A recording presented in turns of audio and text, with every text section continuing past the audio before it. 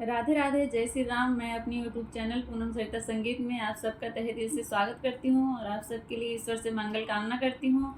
आज हम लोग बहुत सुंदर गीत लेके आए हैं, आप लोग सुनिए। पसंद आए तो वीडियो को लाइक करिएगा। हमारे चैनल पर नए हैं तो हमारे चैनल को सब्सक्राइब करिए और गाना कैसा लगा कमेंट बॉक्स में ज़रूर बताइएगा। कनवा में कवन मंत्र पाया, दूल्हे बड़ी देर लगाया। कनवा में कवन मंत्र पाया, दूल्हे बड़ी देर लगाया।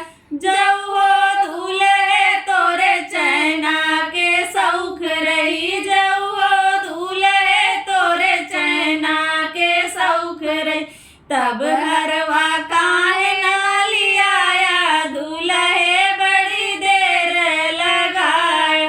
तब हरवा काहे ना लियाया, दूल्हे बड़ी देर लगाया।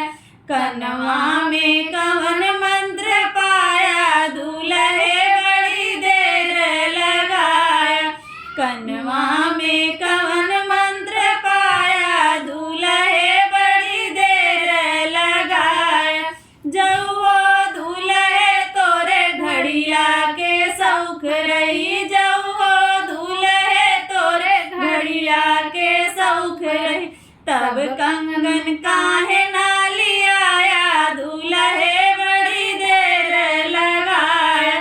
तब कंगन काहे ना लियाया, दूल्हे बड़ी देर लगाया।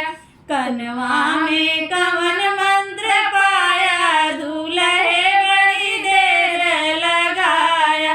कनवा में कवन मंत्र पाया, दूल्हे बड़ी देर लगाया।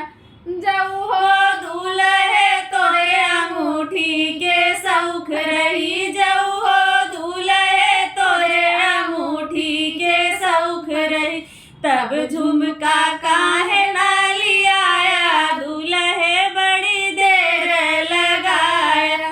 तब झुमका काहे ना लियाया, दूल्हे बड़ी देर लगाया। कनवा